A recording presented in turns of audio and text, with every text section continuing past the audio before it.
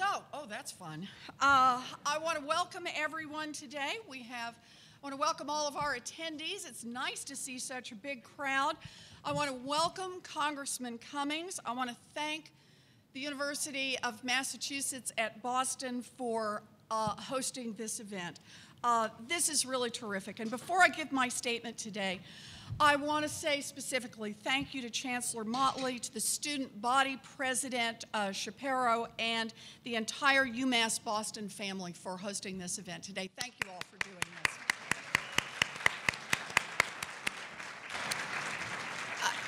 I also want to say how deeply appreciative I am that my colleague, Congressman Elijah Cummings, is here to join us.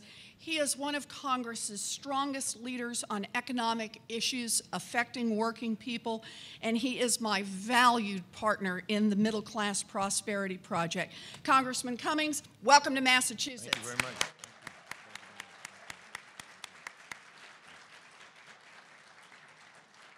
I also want to thank all of our witnesses today. We have several students and parents here to tell their firsthand stories of how they're paying for college. And then we will have a second panel with an all-star team of experts on the costs of college and student debt. And I'm very glad you're here to share your experience. Thank you so much.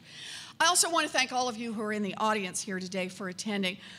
I appreciate your support, and I promise that I will keep working on this issue. We are going to make change in Washington. We're just going to have to do it together. So thank you very much for all you're doing. You bet. Now, this is the third forum that Congressman Cummings and I have hosted as part of our Middle Class Prosperity Project. And today we're here to talk about the high cost of college and the debt crisis facing students and their families. This is about a chance to build a future. For generations, a college degree has been a ticket to the middle class.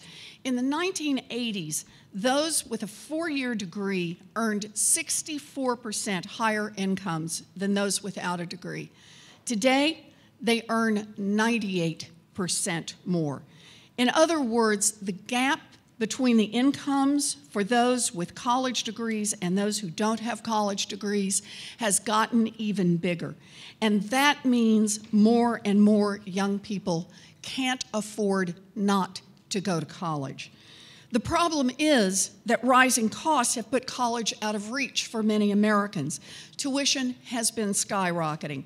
A student who goes to a public college today pays tuition prices that, adjusted for inflation, are about 300% higher than 30 years ago. Now, why is the cost going up so fast? Partly because support for public colleges has declined, which means that families are left to pick up the difference. Here in Massachusetts, 25 years ago, the state covered about 80% of the cost of educating a student at UMass, and families covered about 20%.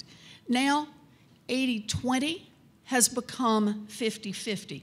Which means that families are shouldering a much bigger burden. When students and families can't pay the high price of college, they turn to loans to fill the gap. But instead of helping families manage their debts, the federal government is making it even harder for families to repay. Believe it or not, Congress set interest rates so high that the government is raking in billions of dollars in profits off student loans. Just one example, for the loans issued from 2007 to 2012 alone, after the bad debt losses and the costs of funds and administrative costs have all been accounted for, the federal government on just that slice of loans is on target to make $66 billion in profits. The government is making fat profits off the backs of kids trying to get an education. This is obscene, and it needs to stop.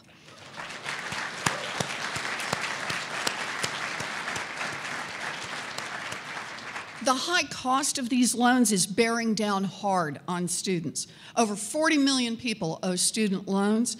The total outstanding debt now stands at $1.3 trillion. and many borrowers are falling behind on their payments. Since we first introduced the bill to lower student loan interest rates last year, 1 million more borrowers have fallen behind on their loans. 1 million more people are struggling to pay student loan debt. The crisis of college affordability is hurting our families, and it's hurting our economy too. The Federal Reserve, the Consumer Financial Protection Bureau, and the Treasury Department have all sounded the alarm. Student debt is keeping young people from buying homes, from buying cars, from making purchases that would help this economy grow. And here's the irony. Our country needs more college-educated workers to fill the jobs of the future. If we stay on our current trajectory, by 2020, we'll have 5 million more jobs that require a college diploma than we will have college grads to fill them. By forcing more and more of the costs of a public school education onto students and their families, by cutting back on financial aid, and by leaving students with little option but to pile up loads of debt, this country has created a vicious catch-22. Our economy cannot flourish if we don't have enough college-educated workers, but to get a college education, students must take on the debt that keeps them from making the purchases that keep our economy strong. Degrees push us forward, but debt holds us back. Make no mistake, we need to make changes, and we need to make them now. This is why Congressman Cummings and I have convened this forum, and it's also why, as a first step, we have introduced legislation, along with many Democrats in the House and the Senate, to reduce the interest rates on outstanding federal and private student loans. Refinancing student loans to lower rates will save most borrowers hundreds of dollars a year. Some borrowers, it will even save thousands of dollars. This is personal for me. I was the first person in my family to graduate from college. I went to a commuter college where tuition was $50 a semester. I went to a public law school where tuition was less than $500 a semester. That gave opportunities to the daughter of a janitor, an opportunity to graduate from college, to become a teacher, to become a lawyer, and to become a senator. I grew up in an America that was investing in the future. An America that was investing in its kids, an America that believed that every kid in this country should have an affordable alternative to get a first-rate education.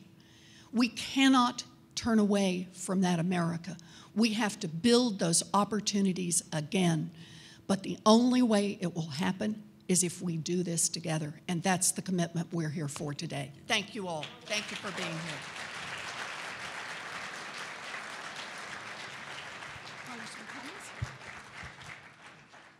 Thank you very much. It is indeed my honor and my privilege to be here this afternoon. And I first of all want to thank the people of Massachusetts for sending to the United States Senate this awesome, passionate, quiet Senator Warren. Give her a hand, please. Thank you. Thank you. Every time I hear her speak, I am reminded that so often, Chancellor, out of your pain comes your passion to do your purpose. That's right. Pain, passion, purpose. And she never forgets from whence she has come. And I think that's why she can understand what students are going through and is able to use those experiences as a passport to help people who are coming along the way. And so it is indeed my pleasure to join in with her as we establish this middle class prosperity project to focus attention of the Congress on problems of greatest concern to middle class families.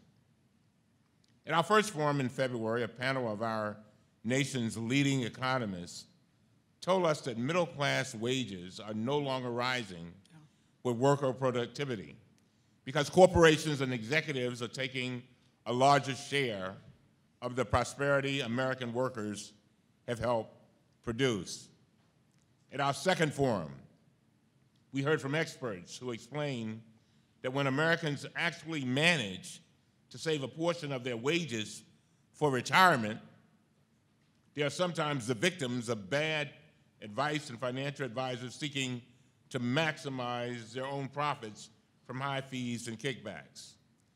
Today, we are convening this forum to examine the rising costs of college and the burdens that unsustainable debt levels are placing on our students and their families. I've often said that our children are the living messages we send to a future we will never see. The question is, what do they see? Do they see a liberated future? So Senator Warren laid out the stark numbers that characterize higher education in America. Public support has been slashed, and Americans have been forced to take on more than $1 billion in debt to pay for higher education. Too many students and their families are living a frightening new reality. They're being forced to mortgage their futures to be able to go to college. There's something wrong with that picture.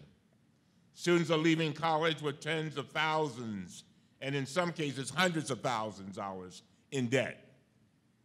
And in many cases, their parents have also taken on tens of thousands of dollars in debt just to keep their kids and to help them, to keep them in college. A college education has long been a key to shaping a person's future in this country. You heard what Senator Warren talked about when she talked about growing up and going to college, to community college. I am the son of two former sharecroppers, neither of whom got out of elementary school. But yet and still, they were able to help me get a college education, become a lawyer, and now become a member of the Congress of the United States of America. That's the dream that we dream of. That's the dream that all of us should be dreaming of. And we have come here to let you know we're fighting for you. We got your back.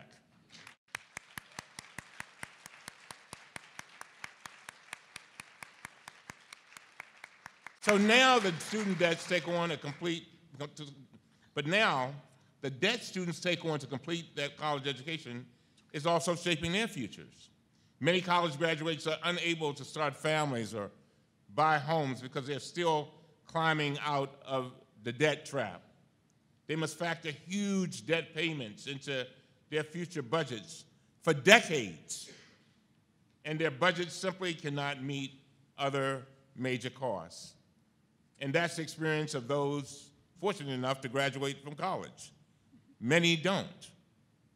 When I visit Morgan State University in my district, where I'm on the board, or when I visit my alma mater, Howard University in Washington, D.C., I hear students who say they may be forced to drop out of school because they cannot afford to continue. Students who are juniors with a 3.5 average. We're a better country than that. These are students with the grades, the test scores, and the determination to get to college. But how are these accomplishments rewarded? By piling a seemingly insurmountable mountain of debt onto their futures. Tuitions and fees can vary for reasons completely outside of their control. For example, earlier this year in Maryland, many students in the public university system came back from winter break to find a larger tuition bill than they expected, thanks to a shortfall in the state budget that was passed along to who? Students and their parents. Something is wrong with that picture. A college education has long been the key that opens the door to the middle class. But if that education is exorbitantly priced, then in a way that a student cannot get it without taking on debt, it will take them decades to pay. They may actually be kept out of the middle class. Not for a year, not for 5 years, but for 10, 15, or 20 years. something is wrong with that picture. This stunning reality is not only deferring the dreams of young people across our country, it will ultimately hinder America's ability to compete in the global market. That's why today's forum is so critically important and why I'm so pleased to join Senator Warren in examining what we can do to help make college affordable. And I want to thank the University of Massachusetts for having us. I really appreciate it, Chancellor. Thank you very much. And by the way, we've been treated like royalty since we've been here. So I want to thank all of you for being here. They told me it might be a few people here, but y'all really showed up. Thank you.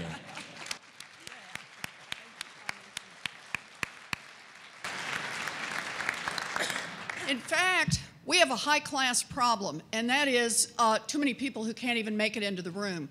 So how about if we come on around? If anybody wants to sit on the floor, you can sit on the floor behind these guys, Anybody want to move up the side walls? No, you don't have to give up your seat. I meant the people in the back. Make them move. Just come on down so they can get on in if you can, if you don't mind. Just come on down a little bit. That's good. You can come on down over on this side. We've got plenty of space over here. You can always tell a school teacher, right? I want to be able to see everybody in the back. I know why you are in the back. Okay, good. Come on down. Come on. You can sit up here. Here you go. Come on. It's okay. If anybody has a vacant chair next to them, why don't you raise your hand? That's right. That's how they do in the church. Okay, we got one more vacant chair up here. Here we go. Come on down. Come on down. That's a good thing. I promise I won't call on you just because you're close. All right. I want to introduce our first panel. Come on down. I want to introduce our first panel. We have Ignacio Chaparro, who is a student here at UMass Boston, and he is the UMass Boston Student Body President. Welcome. It is good to have you here. Alexis Ploss, who came to us from UMass Lowell and made the trip over here. We're very glad that you're here. Kathleen Kelleher, who is also a student here at UMass Boston. And Kathleen McEachern of Stoughton, Massachusetts, a parent who took out loans to help her daughter attend college.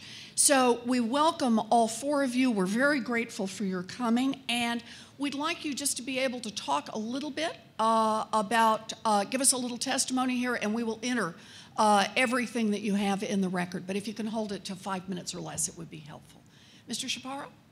Thank you. Good afternoon. Before I begin, I'd like to thank Senator Warren and her staff for inviting me here today. I'd also like to thank Congressman Cummings and Chancellor Motley for their involvement with today's forum. My name is Ignacio Chaparro, or as some may know me, Iggy. I'm a senior majoring in political science here at the University of Massachusetts, Boston, and will be graduating in just 56 days. I also have the privilege of serving. Who's counting? I also have the privilege of serving as the student body president for the undergraduate student government. Today, I'd like to give my personal perspective on the impact of how student loan debt affects me, and then I'd also like to give a perspective when thinking about student loan debt on behalf of all the students my office represents. As a political science major, I'd like to run for office one day, mostly because I believe in education. Education is powerful. It creates and enables everyone an equal opportunity to go out and achieve their dreams. The ability to provide a quality education to all Americans is a major strength of our country.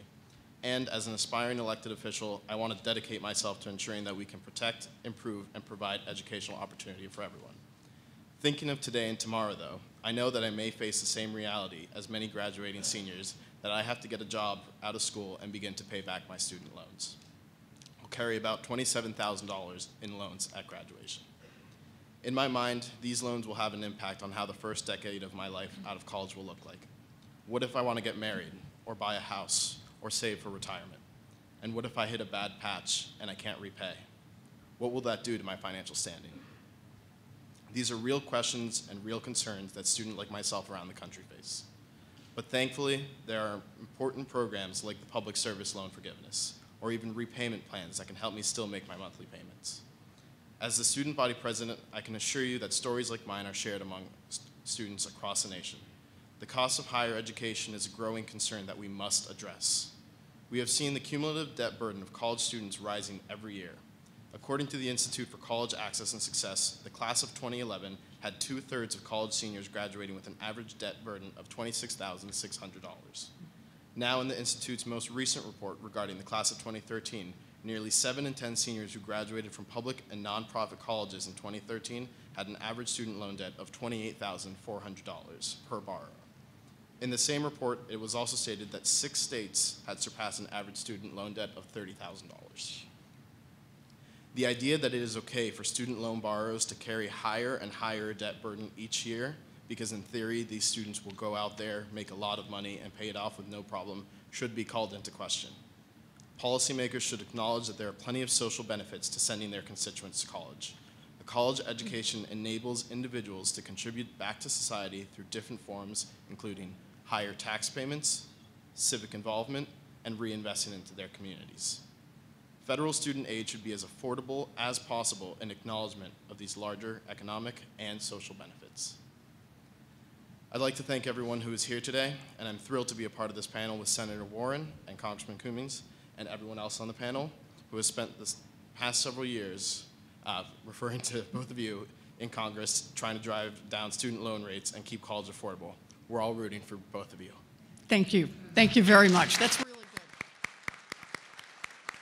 Thank you. Ms. Ploss. First of all, I would like to thank Senator Warren and Representative Cummings for hosting this important event today. My name is Alexis Ploss, and I'm a senior at the University of Massachusetts Lowell.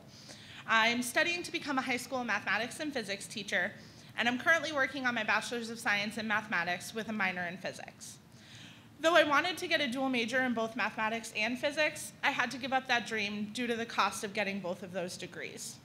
In order to follow my dreams, I will have to accumulate nearly $100,000 in debt, and my goal is to become a high school teacher.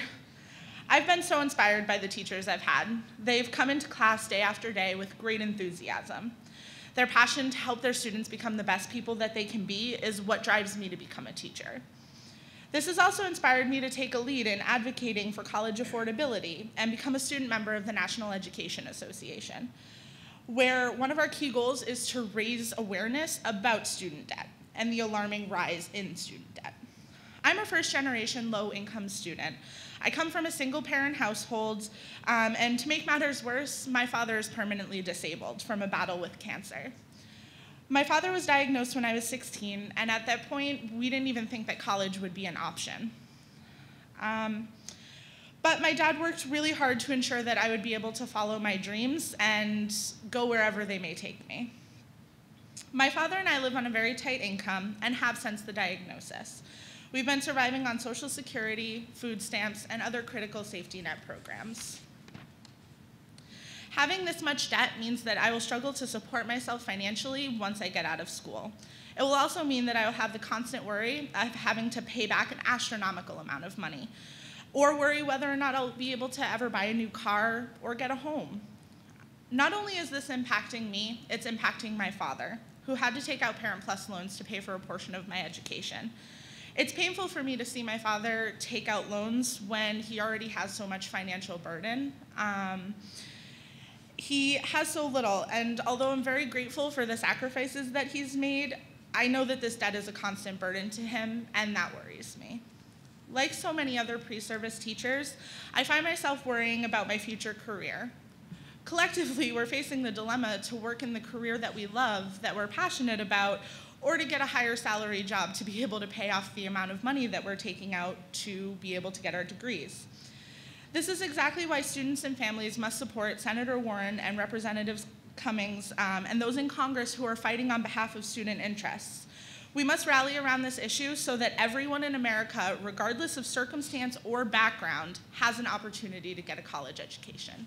Thank you. Good. Thank you very much.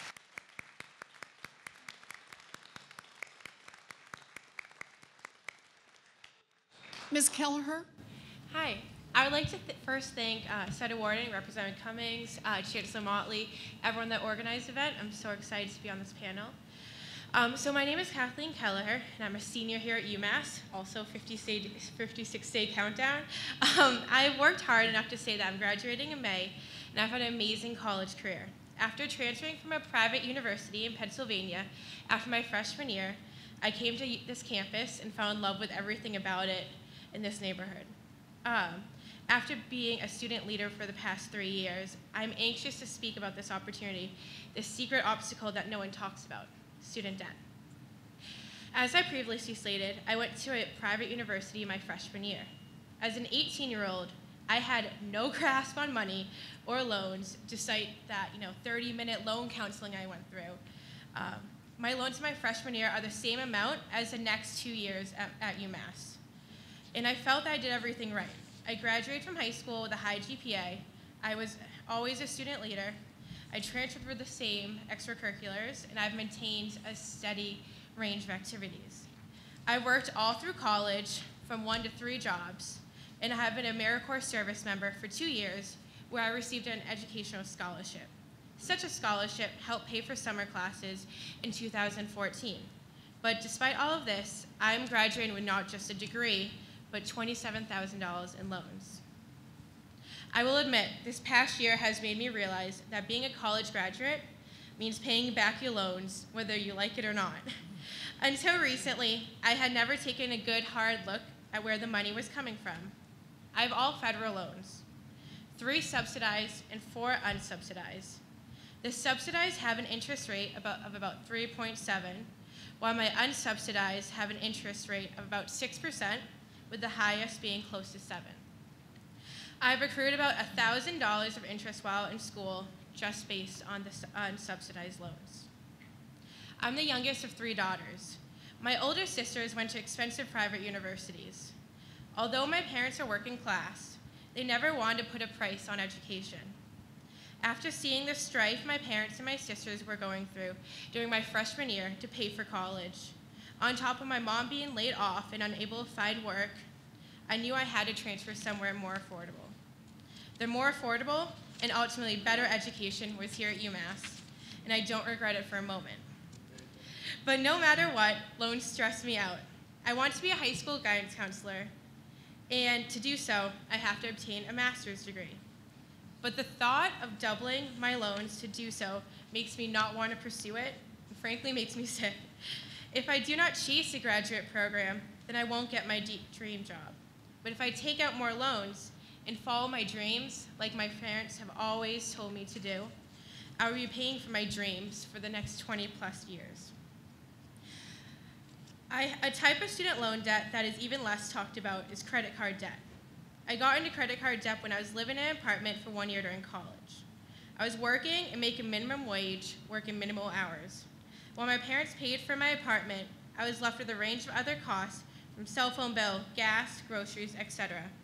I naively took out a credit card and was left with a range of debt after using it to buy necessities, as well as books for school and clothes for an internship. I don't want to worry about what impact my student loan debt will have on my future, but what impact my degree will have on this nation's future. I have dreams of buying a house, starting a cafe with a friend, and financing my future children's education. But with a dark cloud of debt and bad credit hanging over me, it really does seem impossible. Thank you. Thank you very much. Thank you. Thank you. And Mrs. McEachern. Hello, my name is Kathy McEachern. I live in Stoughton, Massachusetts. I would like to tell you today how our daughter's student loans have affected our family. Our daughter Colleen went to Endicott College to study interior design. We attended meetings to help with the student application loan process, but student loans were very easy to get online through Citizens Bank. We took out both government and private loans. We also paid Endicott College $10,000 per year towards her tuition and board for a total of $40,000. Our son began attending Bridgewater State College in 2007. My husband and I were both working full-time and able to put money in our savings account every month. When Colleen graduated, the economy had changed and jobs were hard to find. She moved to Vermont and was married in 2010. Colleen and her husband each earned $15 an hour. Her husband has $50,000 in school debt, and Colleen's was much higher. They are paying $531 per month on my son-in-law's loans. When Colleen's loans came due, she was not able to pay all of them. My husband and I agreed to help them out. Colleen was paying $120 per month on her loan, $531 on her husband's, and my husband and I were paying between $400 and $700 per month on the remaining loans. We were also paying $100 a month for our son's loan. Colleen went to be pre-approved for a mortgage and was told by the bank they would never own their own home due to their student loan debt. In 2013, the company I was working full-time was sold and relocated to Florida. I tried to find full-time work, but it is difficult for someone my age to find a full-time position. Realizing that after 4 years of paying on the private loans, we owed more than we had borrowed. So we knew we had to do something because we were struggling to pay the loans. I had heard of Senator Warren's efforts to assist citizens with student loan debt, so I contacted her office. Her office referred me to American Student Assistance, where I spoke with Grace Bartini at length about our options. I asked about the debt forgiveness plan and found out my daughter did not qualify. Grace did all she could do to help me. Then we tried to contact the owners of the school loans to try and negotiate payoff figures. All of the companies we originally borrowed the loans from had sold the loans. We contacted American Education Service and were told they only collect the loans. My husband said, stop paying them. So I did. I thought he meant it, but he didn't. I figured this was one way to get the owners of the loans to find us. One evening, we received a call from Citizens Bank. My husband asked, can I speak to a supervisor to get a payoff figure? The caller then said she actually represented NCO, a collection agency. We contacted Citizens, and they did not respond to us. Only after we filed a complaint with the Consumer Financial Protection Bureau did we get a call from Citizens. They gave us a payoff figure, but then they were unable to find the loan. They finally told us the loan had been sold to TrueFit and gave me a phone number to call. I called TrueFit and was told the company had sold it to Firstmark. They didn't have the loan either. We spent months trying to find out who owned the private loans. We never spoke with a live person who could send us proof that they owned our loans, and we tried for months to get payoff figures. We were told by many agencies that the only way to negotiate school loan debt is to default on the loans or declare bankruptcy. Only then would we get a lower payoff figure. We were told by American Education Service our only choice was to pay off the total amount due. We finally decided our only option was to take an equity loan against our home. My parents had saved $30,000 in savings bonds that my mother had hoped to give to my daughter when they wanted to purchase a home. She gave Colleen $30,000 to pay towards her student loans, and we were forced to take an equity loan against our home for $53,000 to pay the rest. I am now working a second part-time job, and all of the money earned at this job is going to the interest on the equity loan. We cannot afford to pay much on the principal of the loan at this time. I worked a third job over the holidays to earn money for Christmas. I would like to thank Senator Warren and Congressman Cummings for their efforts to help with the student loan debt. This is truly a crisis in America. Families have few options available to pay off this debt reasonably. We are expected to either default on the loans or ruin our credit that we have struggled to earn, and we have to put up our homes to help our children succeed. I'd just like to let you know that I reached out to my daughter and asked her, after we had paid off her loans, if she felt that she was able to stand on her own 2 feet. She's expecting her first child. Her due date is Saturday, and she said their next issue is going to be how to pay for child care and pay off my son-in-law's school loans. I thank you for your efforts. Thank you.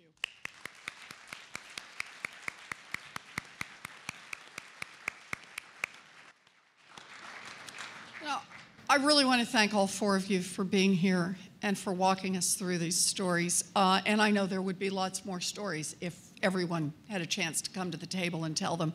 And I think it's powerfully important because we have to remember there are real people caught behind every single one of these loans. So I just want to ask just a few questions, make sure we just get all this, get it on the record, get it out there for everyone to see. Ms. Ploss, you said you're the first in your family to attend college. It's just you and your dad. And you said you're going to finish with over or right at $100,000 in debt. Is that right? About $100,000.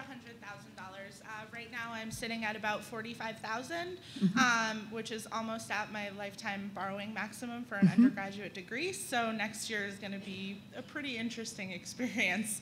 And then once I complete that, I have to go on to get my master's degree in education so that I can be qualified to teach. So, Ms. Ploss, why are you willing to take on $100,000 in debt? Because it's my dream. I want to be able to go out and help kids the way that my teachers helped me, especially when my dad was struggling with cancer. The last 2 years of my high school career, my teachers did everything for me. They made coming to school a safe place where if I needed help, I had people to help me. And if I can impact one student's life in the way that they impacted mine, I would feel like $100,000 would be worth it.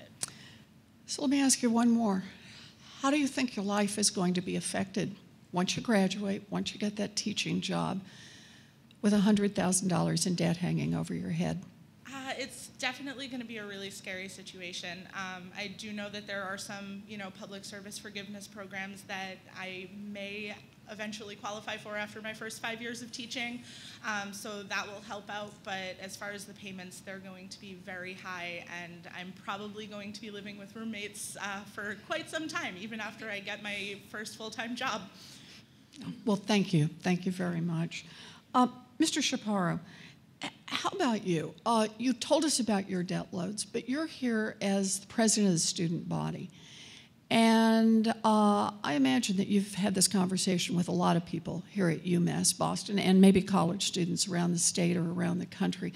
Can you talk just a little bit about the stories you've heard about young people taking on debt? Of course. Actually, just this morning I was having a conversation with two of my... Move just a little closer to the mic. Is this better? Mm-hmm. Okay. It's just this morning I was having a conversation with two of my colleagues about student loan debt, and one of them is a full-time student and also works full-time, and she takes out every year $5,000 in loans that are subsidized, but she has almost little to no time to participate in any extracurricular activities on campus because she needs to work full-time to pay her rent and to be able to pay off the loan, her interest on the loans. And then one of my other colleagues, she changed her major and career path halfway through her college career, and she had to take out $8,000 in loans to be able to keep herself on track by taking summer courses.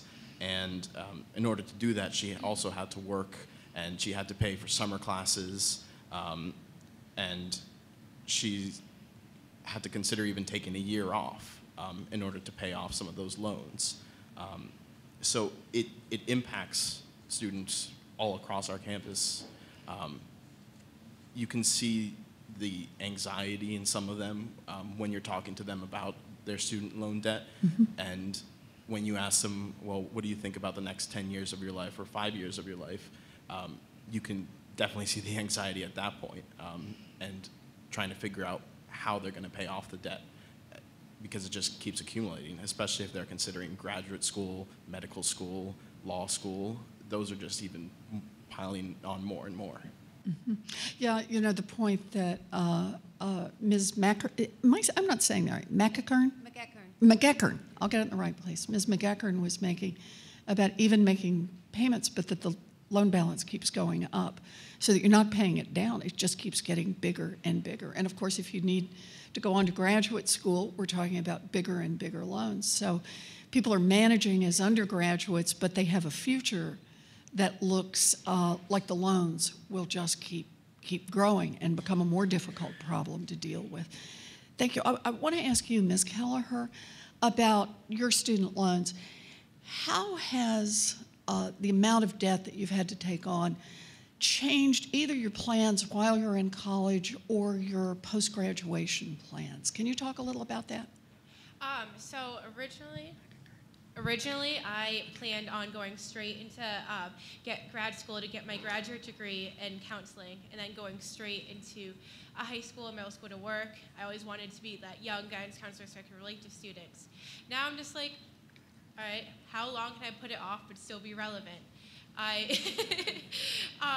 I really wanted to go into graduate school starting next September. I don't see that as plausible. I'm looking at all other options, but really just looking at anything that can continue paying me for next year. My sister was out of school and didn't find a job for about a year after she graduated, and my family took on paying her student loan debt, and I don't want to have to do that to my parents. You know, and I know you'll be disciplined, you'll work hard at this, but one of the consequences of delay is for many people it means they never make it back in the door again. So they cut off education that they otherwise would have gotten, and of course cut off the opportunities for the careers they want to pursue and the contributions that they want to make. So I wish you luck in this one, but I know it's tough out there. Ms. McEachern, could I ask you just a little bit about the loans that you took out? Just for a minute, why did you take on these loans? Well, I think when you want your children to pursue the career they've always wanted, you don't think far enough ahead to realize. We actually co-signed on loans for Colleen. My husband was the co-signer and Colleen was the primary. And I don't think you realize that, okay, this is very easy to get. We just have to fill out the paperwork, and it accumulates sometimes faster than you realize what you've done. And But you do it for your children. you do it for your children.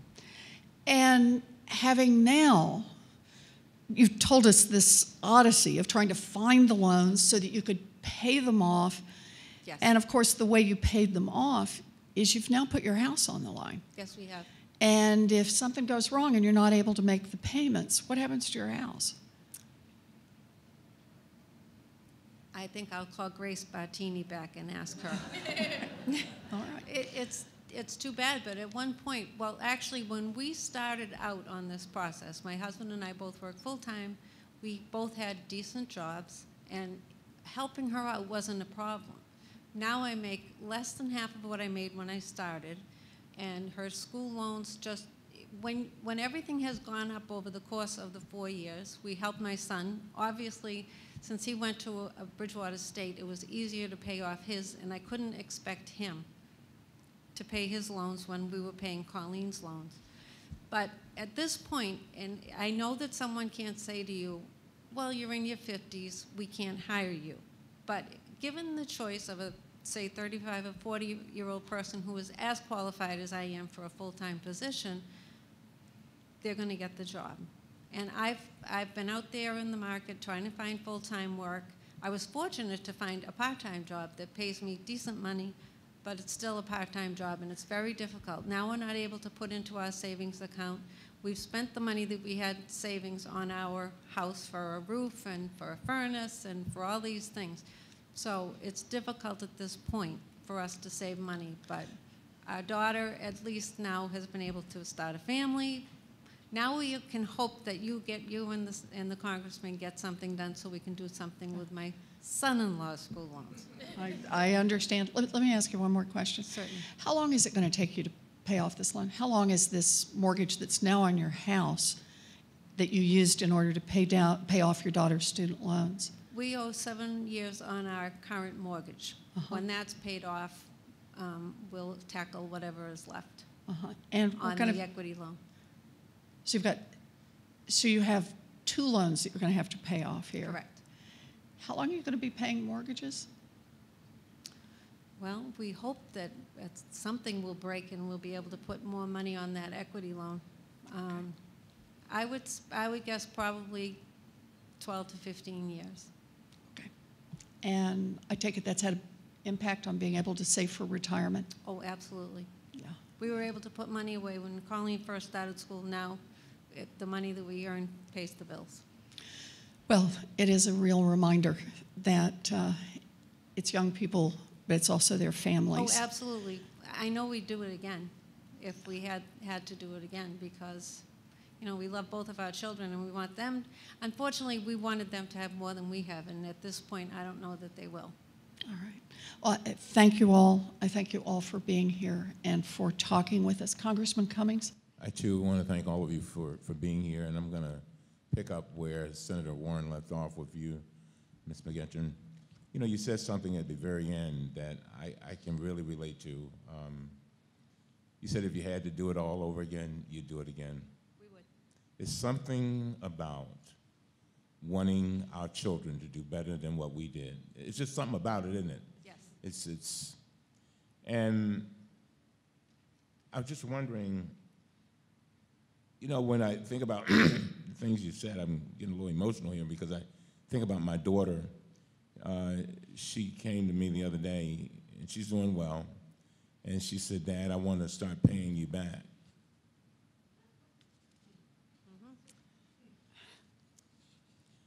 I said, "Girlfriend, you don't have to pay me a dime." I said, "You've already paid me." I said, "I am so proud of the woman you have become." Yes.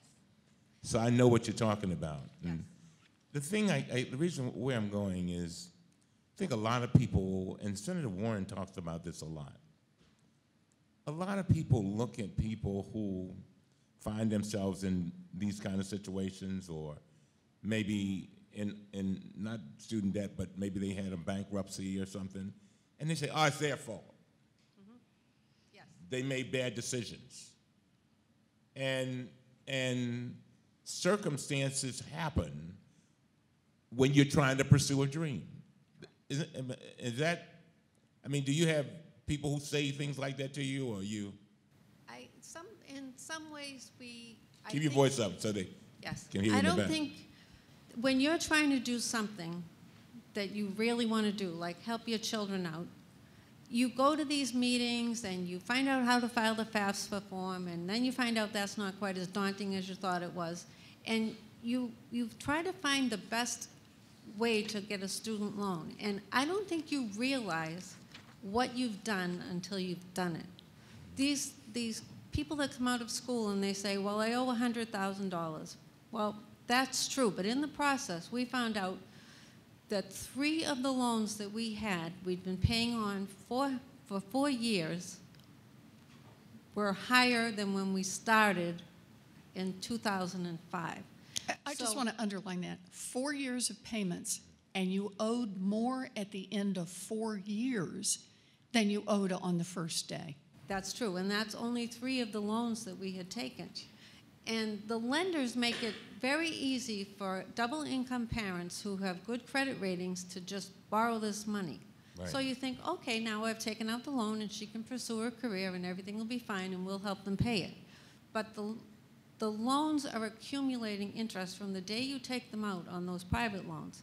And on the student loans, I mean, on the government loans, it's not quite as severe. At least the government loans, when we went to pay them, had some of the money taken off of the principal. They weren't quite as bad as the other loans. But on the other hand, I will tell you this. When after talking to Grace and having the Consumer Protection Bureau involved and all these places that are very willing to help the parent that's now in a crisis, we sat down with our children and told them, my mother gave Colleen her bonds, and we told them we were taking out an equity loan. And my son-in-law got up and left the room in tears because he was so grateful. And my daughter didn't know what to say. But at least now we have a manageable amount. We know what we owe. We don't have to chase anybody. We know who owns the equity loan, and it's not the disaster that we ran into with trying. We still don't know who owns those loans. You know, we know they probably would have happily taken our house. We would have found out then who owned them, but it was awful trying to chase down who owns them. We still don't know. So I want to go back to something, because I mean, it really struck me what you said about I guess it's your mother that had the $30,000 in bonds? Yes, my parents had saved the bonds.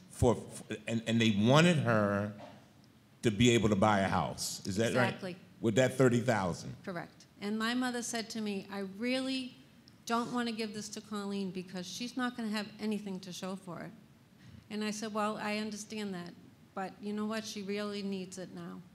And on top of that, you know, she had to put the money aside to pay the taxes on that because it's income. So of the $15,000 of those bonds were interest, and she had to pay, you know, the federal and state taxes on that. Well, No, go ahead. I'm sorry. we do it again, though. I know. I'm there. I'm with you. Mm-hmm. I do it too. Mr. Sparrow, you know, you were talking about being a student government. How do you all, I mean, are there things you're trying to do here on campus to try to help kids, young people through the process, helping them with the whole financial aid situation? And I know we're going to have Chancellor Motley up here certainly shortly, but from a student standpoint. And then talk about the stress a little bit more. A lot of people don't realize that it's one thing to go to college. It's another thing to go to college under total stress. Go ahead. We do a lot of advocacy work in student government in terms of trying to help decrease the cost, or at least help alleviate some of the cost of attendance.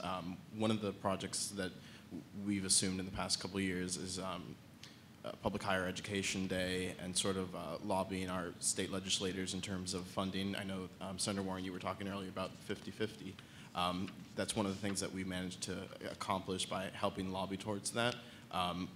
We managed to freeze tuition and fees on this campus and in the UMass system, I believe, for the past 2 years. So that's one of the bigger accomplishments that we've been able to successfully, I guess, put under our student government. But in terms of kind of education and awareness of the financial impacts of student loan debt within student government, I know that we work with our university departments as much as possible to be able to put together workshops or something along that line of nature to be able to get students to these workshops and have them ask questions in regards to what student loan debt means to them. I know that our financial aid department also does that on their own. So those are some of the kind of educative takes we take when addressing student loan debt. Just want to ask you, Alexis, and I don't want the audience to miss something that you said, because you said it twice. You said that you were inspired by the passion of people who taught you. That is absolutely correct, yes. And so your dream was birthed out of watching people who had passion. Yes, that is exactly where it was found. I just want to know, where's your hope right now? Where's your hope? My hope And I'm going to ask you the same thing, Kathleen, so you be ready. My hope is kind of split. I have the one side where I'm positive and optimistic about my future and being able to impact the future youth of America, but the other side has been so stomped on, and it's just been so difficult with the amount of debt that I'm racking up that the hope is slowly dissipating, and it makes it harder every day to be able to continue with my dream. And that's not only sad for me, but that's sad for every future child that I could potentially impact. I am so glad that you all have come before us, because, you know, and Senator Warren reminds us of this. You know, we sit in Washington and we make these policies, and then I think some people forget that there are people behind these policies. In other words, there are people that are going to be affected big time, and then they have these hopes and their dreams, and then they get to the point that you've gotten to. But I got to tell you, I got to tell you this. Emerson says, do not be pushed around by your fears and your problems. Be led by your hopes and your dreams. And we're going to help to try to, we're going to do everything in our power to give you some support under those hopes and dreams so that you can get to where you got to go. Last question Kathleen. So you were pursuing one thing, but now you've had to kind of change it around a little bit? Yes, I originally started at a private university pursuing international relations, and then I came here, decided to study history and education, and now I'm going into, hopefully, counseling. Right. And you think you're going to be able to do that? Yes. Well, I mean, it makes me nervous to think about my future with all this debt hanging over my head, and it makes me worried about where my dreams will go if I just try to push them aside. But I'm hoping that eventually I will be able to accomplish it. And it's funny, this year I met another a guidance counselor who worked here for a while and got her master's here, and then now works at a local school. And she's like, I work as a guidance counselor in a high school to tell students to go to UMass Boston so that they don't have to spend outrageous amounts on education when they can come here for a world-class education. Well, thank you very much. Thank you all. So I want to thank you all for being 4 people who provide the voices for 40 million people who are out there working with student loan debt right now. So thank you very much. Thank you all for being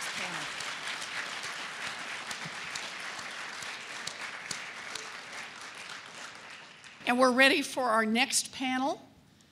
And I'll just go ahead and introduce them while they're finding their ways to their seats here.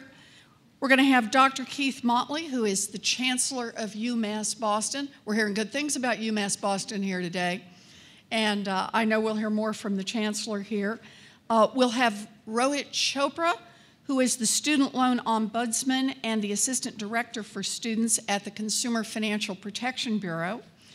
Deanne Lunan, who is the Director and Student Loan Borrower of the Student Loan Borrower Assistance Project at the National Consumer Law Center, and for many, many years, an expert in the student loan area.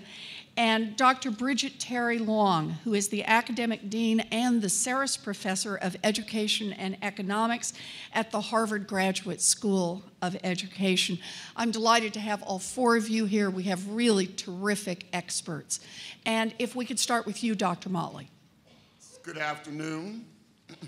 I'm very pleased to participate in this tremendously important forum. Thank you, Senator Elizabeth Warren, and thank you, Representative Elijah Cummings.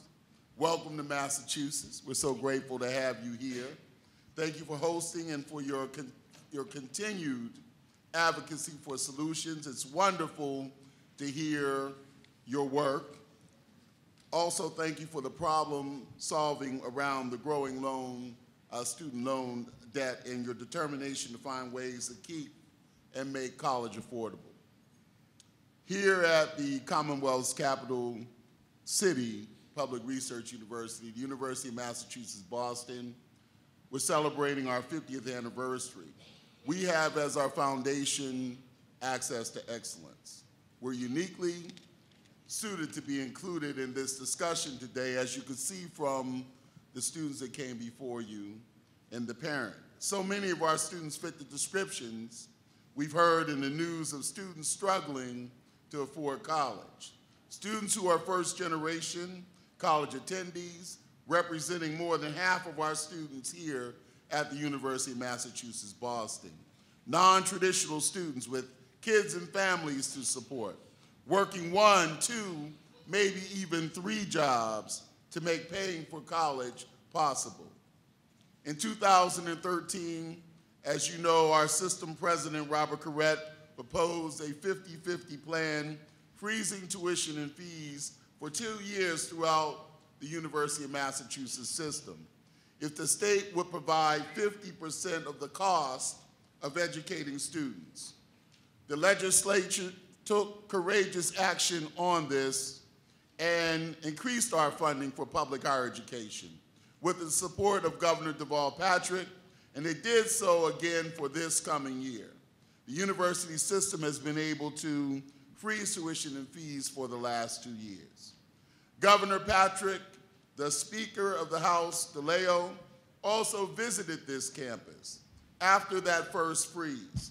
They wanted to have and do what you're doing today, a roundtable discussion with students who shared how much it meant for them to be able to keep an extra $600 in their pockets. Some of us forget what $600 means. Some of it is throwaway money for some people. To these students, it's the difference between working and working and working beyond being tremendously tired to make a difference. It means a lot. It means a non-traditional student who's a mother of 3 could pay for her kids' school supplies, and that another student didn't have to work as many hours and could use the extra time on her studies. Another said that $600 could mean many things. Being able to make a payment on the interest from his student loans, or pay a half month's rent, or buy 3 months of groceries. That's what that $600 meant. To help students attain a college education at the same time of the tuition freeze, the university continued to increase our needs-based financial aid. Annually, we contribute more than $18.2 million to support student need for low and moderate income families. May not sound like a lot if you're going to one of those other institutions that cost 6 times as much as it costs to go here, but it means a lot when you're at the University of Massachusetts, Boston. But as wonderful as that sounds, it only begins to solve this problem. We're so grateful to you for digging deeper into the problem. The average overall debt at graduation for our students as of spring 2014, including private and parent loans, was $27,299. So when you're hearing that from a student, $27,000. Slightly better than the national average, but here we're about excellence. We're not about being average. And so nationwide, 70% of the 2013 graduates left college with an average debt of about $28,400. In fiscal year 14, the university administered more than $153 million in federal, state, institutional, and private funds for 12,964 students. Having enrolled these students, we have made it a university priority to ensure that they succeed by building a culture and a series of systems that help students start college on track and stay on track. Increasing our needs-based financial aid is part of that, combined with tailored programs designed to address the special needs of freshmen and our transfer students. Our one-year retention rate is strong for freshmen and transfer students at 77% and 81% respectively. Last, the percentage of the in-state Pell Grant recipients at our university as of fall 2014 was 47%, up from fall 2010 when it was 41.4%. As a member of the Coalition of Urban Serving Universities, the university supports the reinstitution of year-round Pell Grants and the preservation of Pell funding. During a time when we need to find ways to boost ways to help students pay for college, the inclusion of a 31% cut in total Pell Grant funding in the Republican budget in the state does not represent the direction in which we need to move. We made progress, but there's lots of work to be done. We're ever reminded that we're only here because of our students. If we're to fulfill our mission and help them achieve their goals, we must work to decrease student loan debt while increasing options that make college more affordable. Thank you, thank you, thank you. And I took one of Iggy's minutes. And I'm sure that was good with Iggy. Thank you.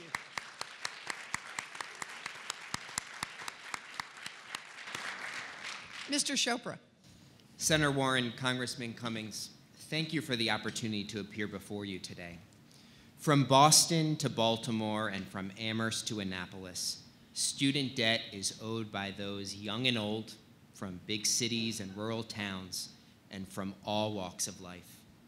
While a common culprit named for rising student debt is the cost of college, less discussed is the remarkable similarity between troubles in the mortgage market and what we are seeing today in the student loan market. And while these breakdowns may not threaten the lives of large financial institutions and the system. Failure to address the existing debt may threaten the ability for young Americans to climb the economic ladder. The financial crisis, which destroyed trillions of dollars in home equity and savings for so many families preparing to send a child to college, contributed to this continued rise in student debt burdens. Many Americans graduated right in the middle of the crisis and were unable to obtain employment and wages they would have gotten in ordinary times. This mixture of high debt and lower wages has generated a lot of concern by regulators, economic policymakers, and the business community. Existing student debt may be impeding the recovery of the housing market, since borrowers may be less able to save for a down payment or qualify for a mortgage. Others have expressed worry about the impact on household formation, retirement savings, and credit creation. In my written statement, I discuss a number of the similarities. They include the role of the government-sponsored entities, the rapid growth of subprime-style lending, and the extraordinary assistance provided by the federal government to the financial sector and the student loan industry during the crisis. But the most troubling similarity we're dealing with today relates to student loan servicing. Student loan servicers are the primary point of contact on student loans for tens of millions of Americans. And as the recession decimated the job market for young graduates, a growing share of student loan borrowers reached out to their servicers for help.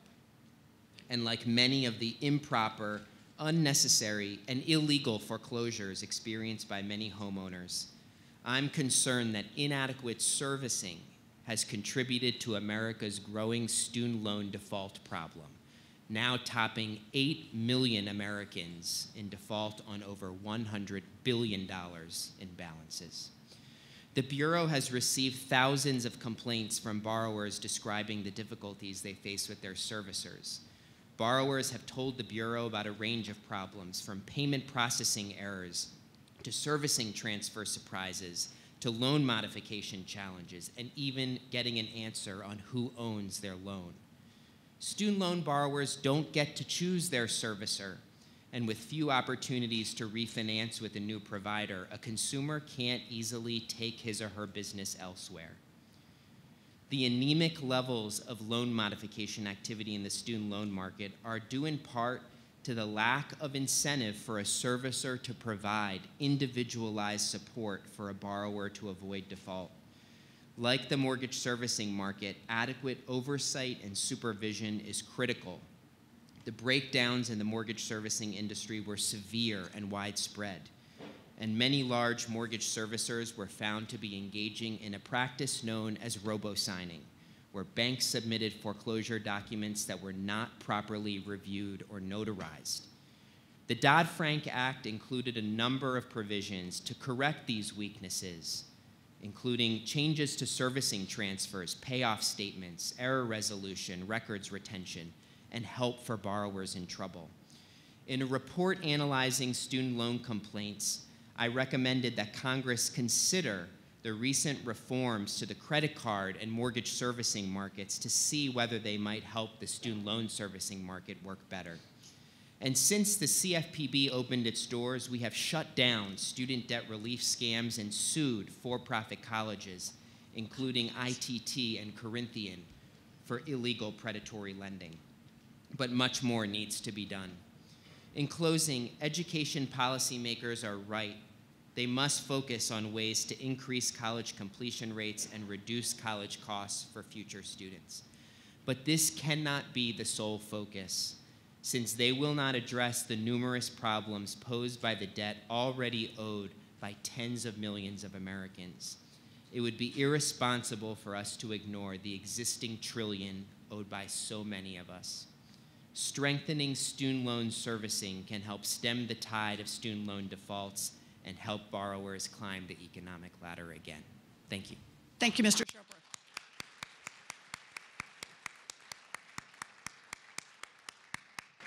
Ms. Lunan. Thank you. Thank you, Senator Warren and Congressman Cummings, for inviting me here to speak today and for holding this hearing. As a resident of Massachusetts, I just want to say how fortunate we are to have Senator Warren as our champion in Washington, working for a more fair, just, and equal society. Thank you. I'm here today on behalf of my low-income clients. They're a diverse group. Many of them, as we talked about here at UMass Boston, are what they call non-traditional students, meaning that sometimes they're a little bit older, they have their own families, often they're working while they go to school. But one thing, for all these years I've been working with clients, that all of my clients have had in common is that they've all gone to school to try to better themselves and their families. The great advantage of our system is the opportunity for all to get a college education. But it should be about investing in students most of all, not about government and private profit. Under the current system, schools may be profiting as tuition continues to rise. Private servicers and collectors may be profiting due to borrower distress. And even the government appears to be profiting, but it's on the backs of students who are asked to take on nearly all of the risk. My focus today is on closing the access gap by improving the federal student loan system. As Senator Warren mentioned, the government continues to make big profits on student lending. This is partially about the front-end issues like interest rates, as we've talked about, but it's also about the back-end profits that come by hounding borrowers forever, literally until they die, if they don't succeed the first time around, and failing to ensure that many borrowers can access the programs for relief that they're entitled to. We appreciate that the Obama administration has taken a number of important actions to expand relief for borrowers. But we worry that these changes will not become reality given the current regulatory structure that too often prioritizes private profit over borrower needs and rights. Despite the good intentions of many individuals working in the government, unlike an agency like the Consumer Financial Protection Bureau, the Office of Federal Student Aid is not specifically set up to put borrowers first. By its very nature, it has multiple constituencies, often with conflicting needs and goals, and students, as only one of these groups, are often the least powerful group. This needs to change. Student loan borrowers deserve and need an agency that is created to ensure that their rights are the top priority. In addition to this restructuring, we also want to see clear borrower standards and protections. The absence of these in the student loan area really stands out, unlike mortgages, unlike credit cards. The way that we know about what borrower rights are, and for the most part in the student loan area, are what's written in private contracts. There's no clear standards. But relying on this proprietary contract system that's hidden for the most part from public view is not appropriate in the federal student loan context. Federal student loans are government products and borrowers are entitled to various relief options by law. All borrowers should have access to these programs. In addition, the government must engage in rigorous public enforcement and oversight. There's been a shocking lack of accountability as the Department of Education continues to hire the same old players in the student loan industry despite repeated examples of legal violations, misrepresentations, and other problems. What happened, for example, to the Department of Education's announcement last year that it was going to investigate Sallie Mae? We're still waiting to hear. When asked at a congressional hearing last year, the Federal Student Aid Chief Operating Officer James Runcie spoke about the potential dislocation if Sallie Mae loans were placed with other agencies. Senator Harkin responded that this sounded a lot like too big to fail. This is not good news for anyone who remembers the last round of Too Big to Fail. And I know you, Senator Warren, and you, Representative Cummings, remember that, and that we want to learn from past mistakes, not repeat them. We can do better to give students the best chance to succeed. This is critical not only for their individual lives, but for our society. Thank you. Thank you, Ms. Lunan. Thank you.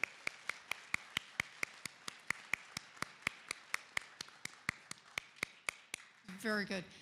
Dr. Long. Yes, Senator Warren, Representative Cummings, thank you so much for the opportunity to be here today. And Chancellor Motley, thank you for hosting this very important event. There are significant gaps in college access and success, even after we account for differences in academic preparation. And as we've already heard today, our students and families are really struggling. The good news is that while our American financial aid system is imperfect, years of research demonstrate that financial aid does influence students' success, and there are concrete ways in which policy could be made more effective to better help families and the nation. So as we consider the barriers to higher education and things we could do to make the system better, I'm going to briefly just talk about some of the major trends, some of the lessons that we can take away from research, and provide several ideas of reforms that we could do to try to support families. So first, in terms of the trends, as we've already heard multiple times and know many of us individually, the cost of higher education is a major barrier to student enrollment and success. While tuition prices have skyrocketed, median family income has remained fairly stagnant. And if you combine that with the fact that many of our financial aid programs are not as generous as they once were, we have a major college affordability problem. Current levels of federal financial aid are not sufficient to meet growing student needs.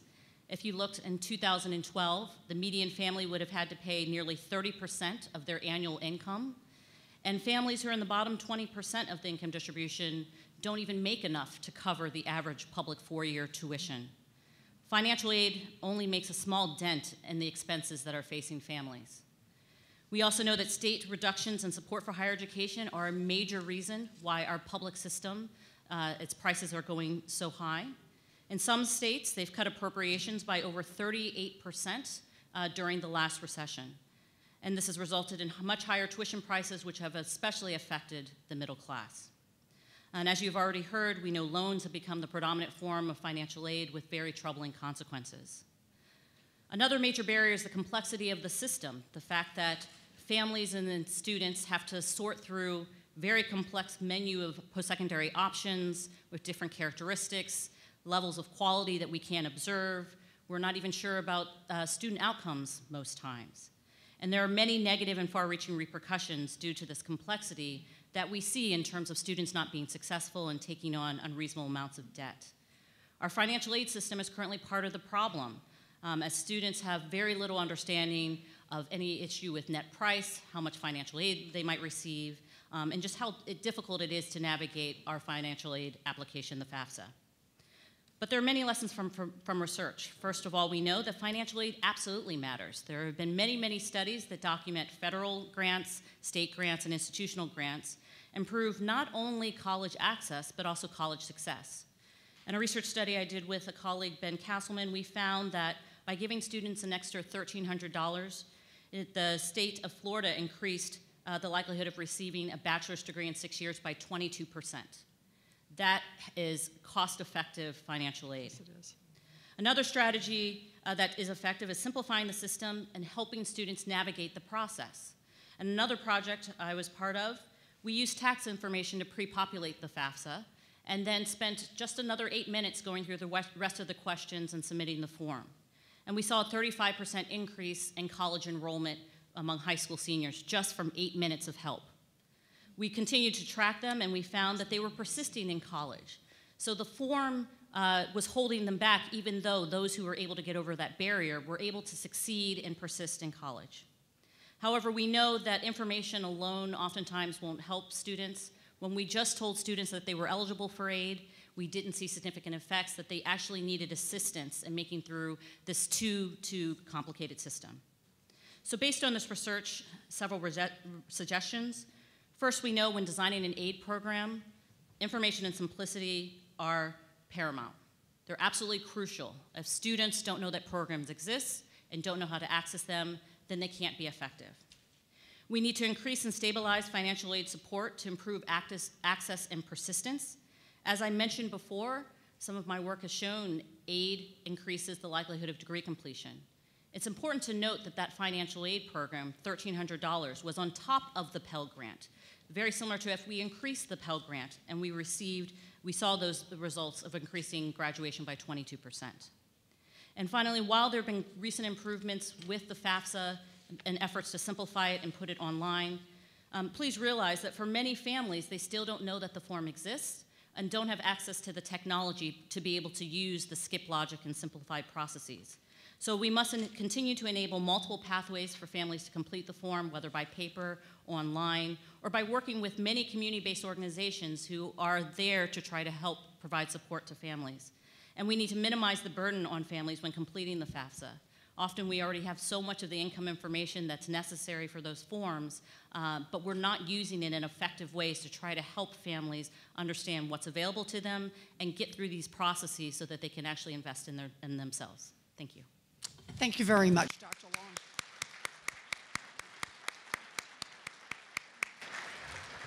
Congressman, you want to start? Yeah, Dr. Long, as you were talking, I couldn't help but think about my parents with a third grade education, and they didn't, they couldn't help me too much, and if we had FAFSA back then, I would have really been in trouble. And then you talked about the 8 minutes.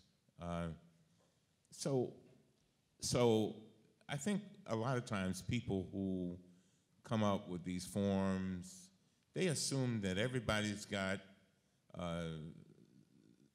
parents who have the wherewithal and have a and as a matter of fact, you can have a law degree and they can give you some problems sometimes. But I guess, so what can we do as federal legislators to help with that process? If you're talking about somebody being able to fill out a form, to be able to, and that a little bit of advice might help them. What would you like to see us do with regard in that area? Absolutely. So I realize we have limited resources, so we do have to determine, who to give money to. But again, much of this information we already have. We have it through the tax system. We have it through our government dependency programs. When someone applies for food stamps, they've already gone above and beyond to prove that they need additional help. So why have families repeat that information? And then the forms themselves, the words that they use, even the font size that they use, can be very, very intimidating. And so as students are trying to go through this process, as schools are trying to help them, we're making them bring in all these different complicated pieces of information. And when you look, analysis shows, when you look at the system, we really only need 2 pieces of data. We need income and we need family size, and that gets you about 97% of the way there. But instead, we make families jump through all these hoops and the incomplete forms that never get completed, the people that we leave by the side. We know there are students who somehow make it to college who are leaving financial aid, they're not getting it because they haven't completed the form. Sometimes I look at some students, I work with a high school in my district, and I try to tell the faculty and the counselors, some of those kids seem like if they reach success, they reach it almost by accident, which is not the way we should be operating. No. We're better than that. The Republicans passed a budget last month that would freeze the maximum Pell Grant and slash our commitment to higher education by about $220 billion over 10 years. You were talking about Pell Grants, and how would that impact, say, students here at a school like this? There would be detrimental effects. We've seen this with other financial aid programs that unfortunately have ended, and we all of a sudden see both access fall off, but also persistence in degree completion. We're moving from a conversation of just getting people in the door, but also getting them out. And to freeze funds when we have such good evidence that these grants support completion, support getting actual credentials and being ready to go into the labor force, would be extremely detrimental. Now, to Chopra and to Ms. Lewin, I wanted to kind of ask both of you sort of the same question. Ms. Lewin, you talked about the whole idea of when parents take out loans, a lot of times it's very difficult to understand. And to Senator Warren's credit, one of the reasons why she pushed so hard for the Consumer Protection Bureau is to simplify like mortgage statements and things like that, so that people would not feel inundated and would have a reasonable understanding of what they were signing. So what can we do about that? And in the area of mortgages, you've done a great job. But I mean, is this within your purview? Are we looking at these kinds of issues too? Okay. Yeah, so one of the first things the Consumer Financial Protection Bureau did was we saw that every spring right now, so many people are getting acceptance letters, financial aid offers, but they were written in code. You could not tell what's a loan, what's a grant, and they call it aid. And then people realize, oh, that's actually a loan. And so what we tried to do is we simplified it into a one-page financial aid shopping sheet. We worked with the Department of Education, and now 2,000 colleges are using it. And we see that it's making it much less intimidating to just navigate the basics. And so I think we've made good strides on getting people into the system more informed with less gibberish, but we have to do a lot more to make it even simpler. Yeah, and actually Dr. Long mentioned the point of pre-populating information. It's not just for the FAFSA, actually. There was some really disturbing data that came out yesterday as part of the negotiated rulemaking process that a lot of borrowers who get into income-driven repayment plans, over half of them don't recertify. And so there's this very, very high attrition rate. And it's the same point that a lot of that information, income information, public assistance information, could easily, if you could coordinate with other federal agencies, could easily be pre-populated or find out other ways, easier ways to provide that information. Borrowers are confused the difference between federal and private loans. You know, I had a client recently who went to a school, unfortunately, that was a fraudulent school, essentially. And while she was there, they were asking her to make payments. She thought those were loan payments. Turns out we don't know what those payments were for. She got out, and she had one of these debt relief companies that's now out there sort of, unfortunately, coming around. And she started making payments to them. She thought those were her loan payments. And then when her loan came due, she didn't realize those actually were the loan payments.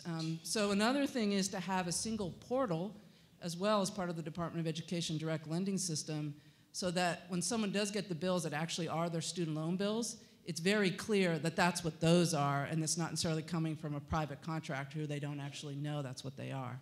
And I gotta ask you about for-profits. Yeah.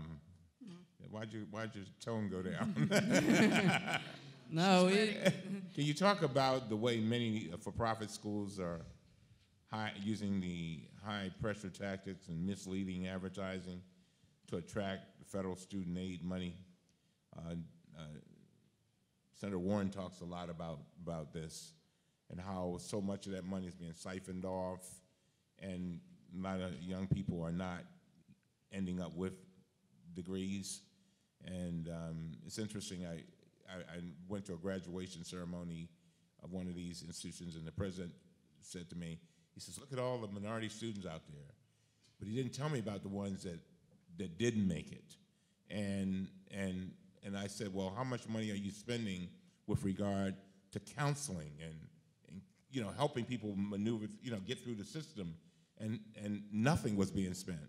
And the next thing I know, they have my good friend Steve Harvey now advertising about how they now have counselors to help them. So, I mean, can you talk about that for a minute? Sure, and thank you, too, for your championing of this issue and helping borrowers who go to those schools.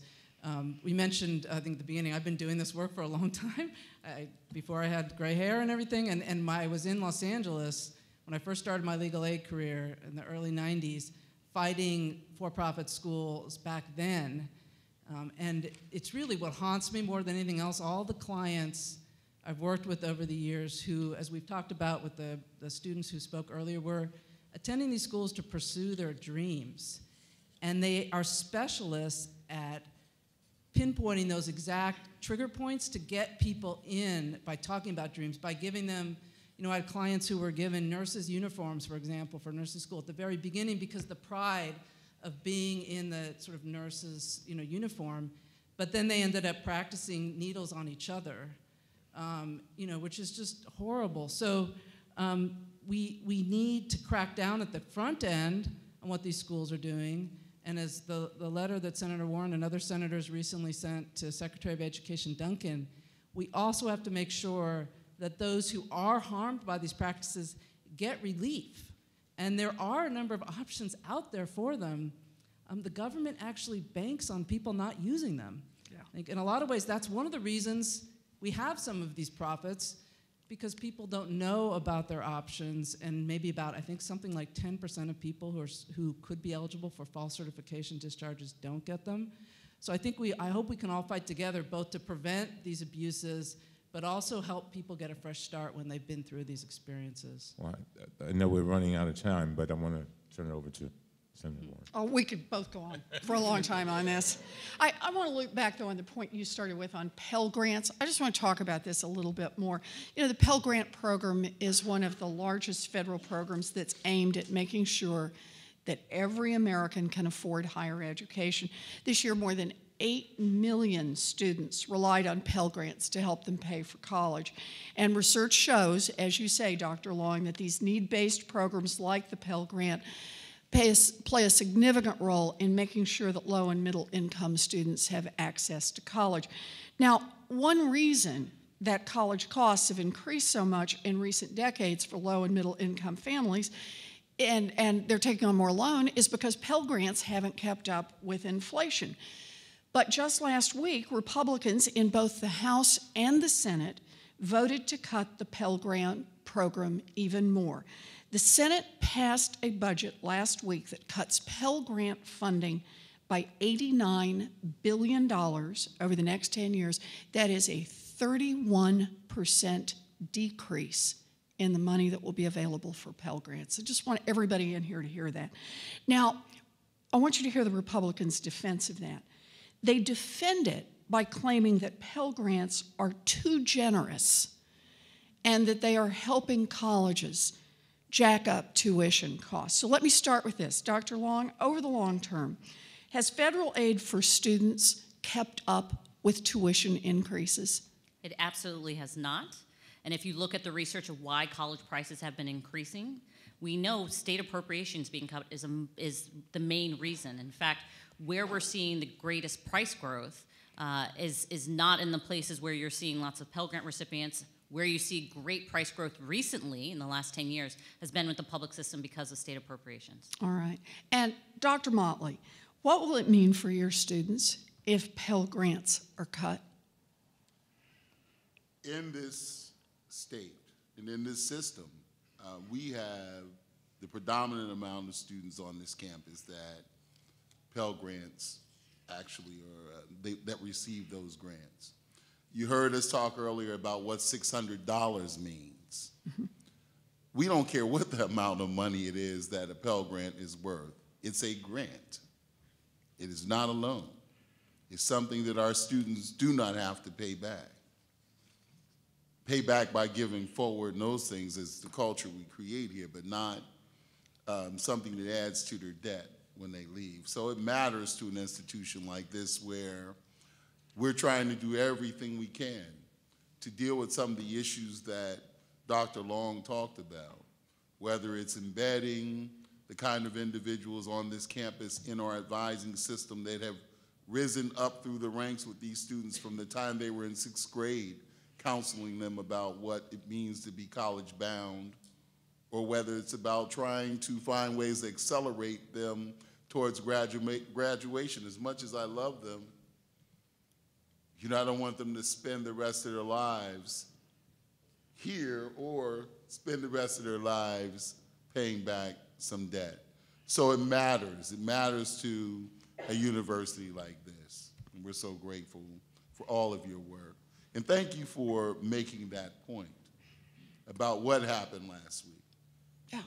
Also, year-round Pell Grants, while we're at it, for us, what really matter.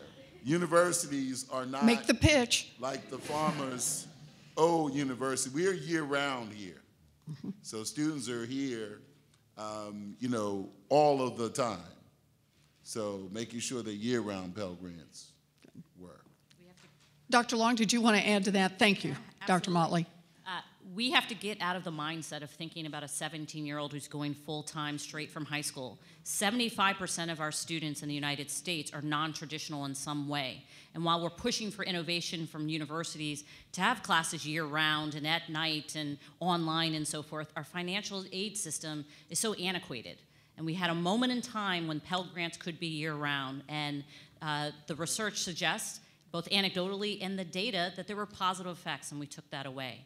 And we can see even now with the Pell Grant, we wish it could be more generous. There is a drop-off when you have middle-class families who are not poor enough to get the Pell Grant, but certainly not affluent enough to pay for tuition. That middle group, we see what happens in terms of access and persistence because they don't have access to the Pell Grant. And now we're talking about cutting off more of the top. We know exactly what's going to happen. We have the data and the research, whereas we could have a cost-effective investment. Again, $1,300 raising graduation rates, 22%. Well, I just want to say, as somebody who went to college after she was married, after she had babies, thank you for keeping the doors open. It really matters to some of us. I just want to hit one other point before we wrap this up, and that is about the federal government's role in helping borrowers manage their student debt. You know, Congress gave the Department of Education the responsibility to collect payments on student loans, but Congress also gave the Department of Education the power to protect vulnerable borrowers by modifying and canceling student loan debt in a variety of circumstances, like when colleges cheat students or when borrowers become permanently disabled. There are supposed to be some alternatives out there. Now, many borrowers, many college students, are not experts on the ins and outs of the Higher Education Act. Are you all ready for a pop quiz on that right now? No.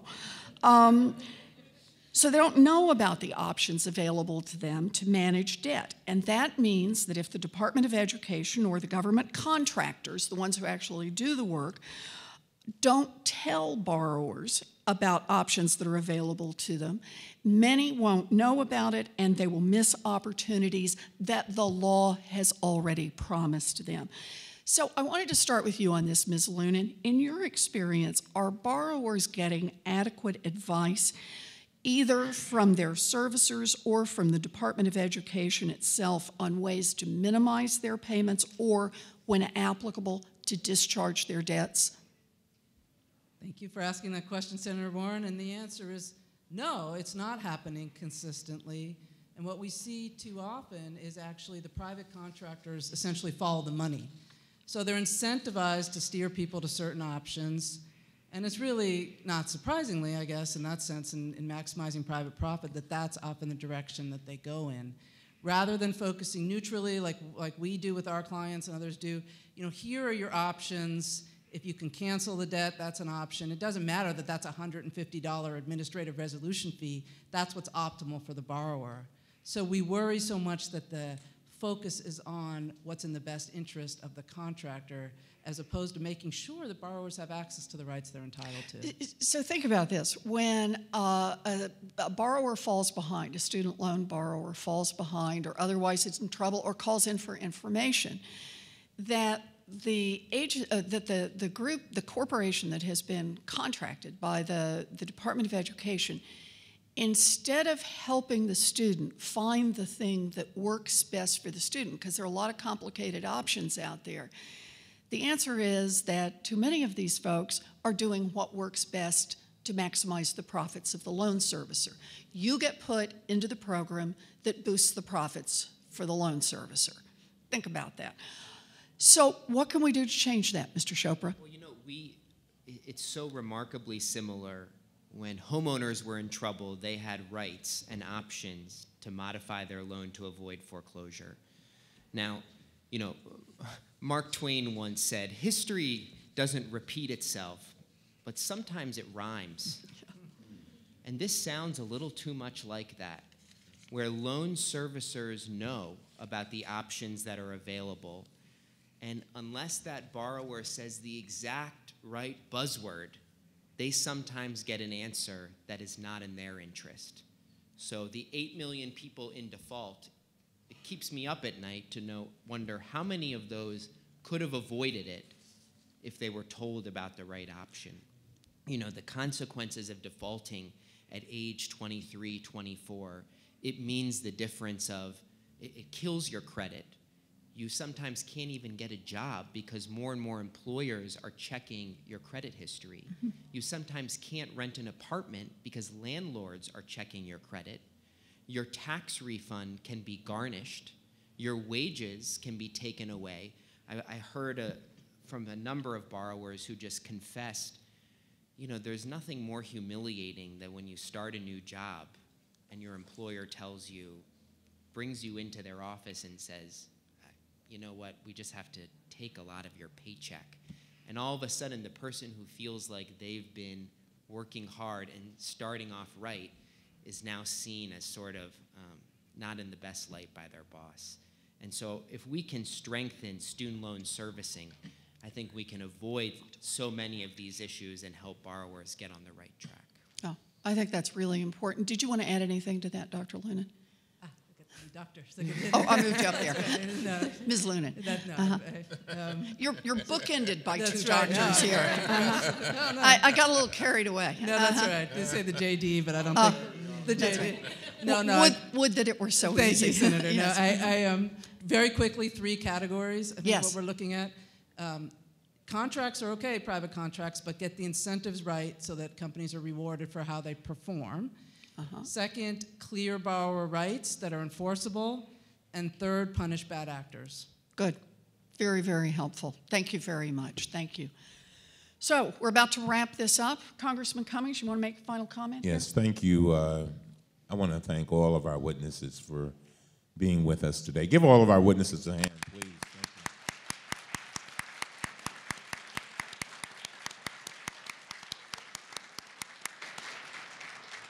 This has been so enlightening.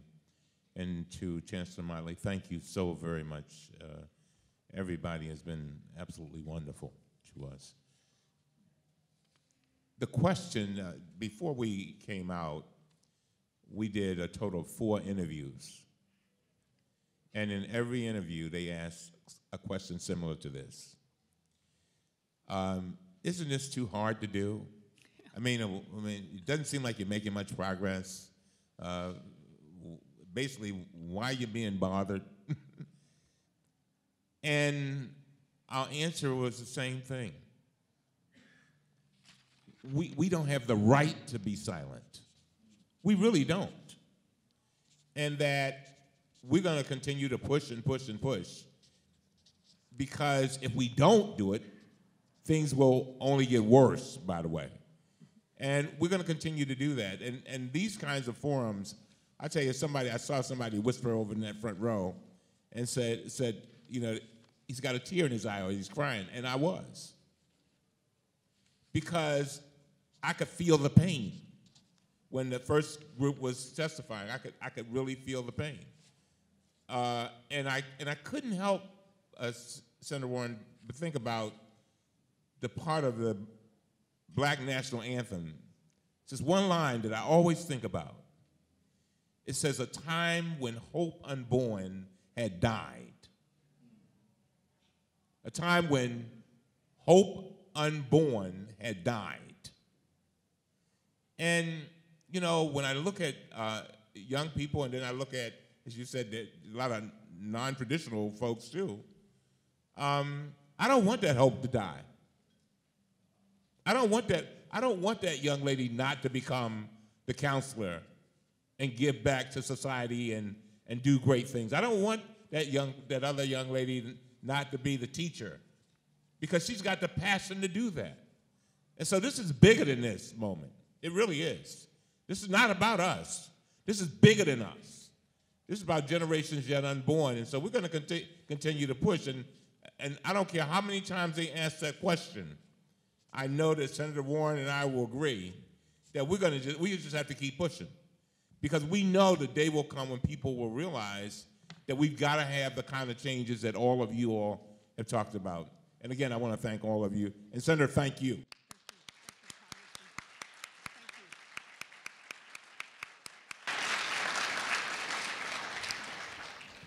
Like the congressman, I want to say thank you. Thank you to the Chancellor. Thank you to UMass Boston for hosting us here. Thank you to all of you for showing up. You know, talk a lot about who Washington works for right now. Washington works great. It works great for the rich and for the powerful. It works great for those who can hire an army of lobbyists, for those who can hire an army of lawyers. It is not working for the rest of America, and it is up to us to change that. That's what we have to do. It is up to us to change that. And I want to be clear about this. This is about what we do together when we talk about change. The Republicans believe that they can change the law. They have already proposed in the budget cut a 31% cut to the Pell Grants. Families already on the ropes, young people who are already struggling to pay for college, and their answer is preserve the student loan program that produces billions of dollars in revenues, extra profits for the United States government, and then while you're at it, cut Pell Grants for the students who are just working their tails off to try to build a future for themselves. Well, I'm with Congressman Cummings on this. This is an economic issue. Our country does better if we invest in education, but this is also a moral issue. The question on the table is what kind of a people we are and what kind of a future we are going to build. So I want to be clear. I am grateful that so many people showed up here today, but we're not walking out of here with the only two people who plan to do anything about this is Congressman Cummings and me. I have an ask for every single one of you. And let's just start with student loans, because student loans are the easiest place to see it. It is not all that we need to do, but it's a darn fine tip on the spear on what we need to do. We need to reduce the interest rate on student loans. So I want to ask everybody in here, within an hour after you leave, go online. There's a site called bankonstudents.com. It's all one word, Bank on Students, those three words mashed together, .com. Sign up. Get the petition. There's a petition there. We've had, I think, 7. Did I get it wrong? Bank. It had 4 words in it. I thought I'd gotten it. You had it. I asked. It's bankonstudentsbill.com because it's for our bill that's pending on student loans. Sign the petition. Get on the mailing list on this. And if you ever ask yourselves, does it matter when you sign one of these petitions? All I can tell you is, yes, it matters. We have to make our voices heard. If we're going to just ship this off to Washington and let a handful of congressmen and senators all within a bubble decide where our education system is going, they've already told us where it's going. The Republican majority is going to cut Pell Grants and they're going to keep student loan interest rates high. They're going to continue to build a country that works well for the top 10% and doesn't work at all for 90% of America. The only way we change that is if we use our voices and we use them strong. So I'm asking everyone who cared enough today to show up, who cared enough to sit on the floor, God bless you, who cared enough to stay for 2 hours while we talked about this, for all of our witnesses, I want to say thank you for doing this, and please get involved in the fight to reduce the interest rate on student loans. We must make change, and it starts right here, right now. Thank you all for being here. Thank you, Congressman. You did a great job. Thank you. Thank you. Thank you.